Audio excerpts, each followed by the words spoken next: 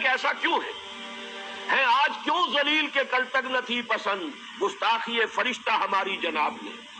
اور عام مسلمان کے ذہن میں سوال آتا ہے کہ ہم چاہے کیسے بھی ہیں، برے ہیں، ہمارے اعمال صحیح نہیں ہیں، ہم کلمہ گو تو ہے، اللہ کو مانتے تو ہے، محمد کے کلمہ گو تو ہے، صلی اللہ علیہ وسلم نام لیوا تو ہے، ان کی محبت جو ہے وہ ہمارے سینے میں ہے موجود، قرآن کی تعظیم کرتے ہیں، آخرت کو مانتے ہیں، نمازیں پڑھتے ہیں. کروڑوں مسلمان ہیں جو نمازیں پڑھتے ہوں گے، 130 کروڑ میں سے آخر 30 کروڑ تو ہوں گے نماز پڑھنے والے. لیکن وہ جو ہے وہ تو سب کے سب کافر، منکر، نہ اللہ کو مانے، نہ آخرت کو مانے، نہ رسالت کو مانے، نہ قرآن کو مانے. پھر کیا وجہ ہے کہ رحمتیں ہیں تیری اغیار کے کاشانوں پر اور برف گرتی ہے تو بیچارے مسلمانوں پر.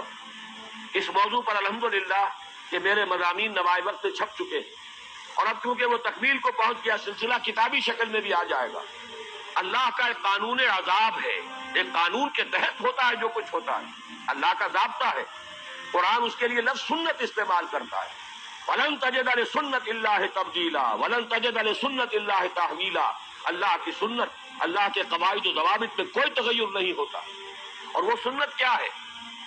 کافروں پر عذاب اس دنیا میں صرف اس صورت میں آتا تھا کہ کوئی رسول آئے اور ان میں اتمام حجت کر دے. پھر اگر وہ بحیثیت مجموعی وہ قوم رسول کا انکار کرے تو اس قوم کو ختم کر دیا جاتا تھا. جیسے کہ حضرت نوح، حضرت ہود، حضرت صالح، حضرت شعیب، حضرت لوط اور آل فرعون، ان کا تذکرہ قرآن مجید میں سمجھتا ہوں کم سے کم 10 مرتبہ آیا ہے. یہ میں بہرحال حساب کر کے تو نہیں کہہ رہا، میرا اندازہ ہے کہ 10 مرتبہ یقیناً ان 6 اقوام کا تذکرہ ہے. اور اس کے حوالے سے یہ قانون سمجھ لیجئے، جس قوم کی طرف رسول بھیجا گیا اس قوم نے بحیثیت مجموعی رسول کی دعوت کو رد کر دیا، قوم ہلاک کر دی گئی. صرف رسول بچا لیے گئے اور ان کے ساتھی اہل ایمان بچا لیے گئے. اب ظاہر بات ہے کہ اب تو کوئی رسول آئیں گے نہیں، لہذا اس نوع کا عذاب کسی کافر قوم پر نہیں آئے گا قیامت تک. اس لیے کہ کافروں پر عذاب کے لیے یہی قاعدہ ہے. اب جو عذاب آئے گا ان پر جو عذاب ہے وہ آخرت کا عذاب ہے. اصل عذاب تو آخرت کا ہی ہے نا، اصل زندگی آخرت کی ابدی زندگی ہے.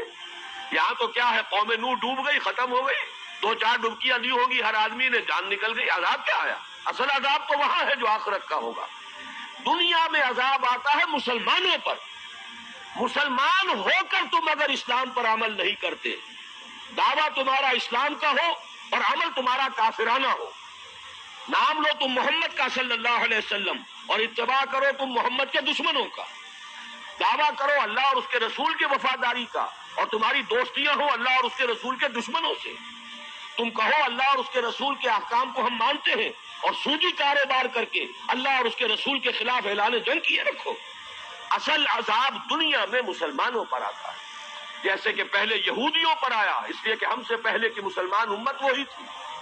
جب تک حضور صلی اللہ علیہ وسلم کی بعثت نہیں ہوئی وہی امت تھی. موسیٰ کے ماننے والے، تورات کے ماننے والے یہودی، یہ امت مسلمہ تھی. لیکن ان پر کیسے کیسے عذاب آئے. نبوکدنضر کے ہاتھوں برباد کرایا گیا، کبھی پھر یونانیوں کے ہاتھوں تباہی آئی، کبھی رومیوں کے ہاتھوں تباہی آئی.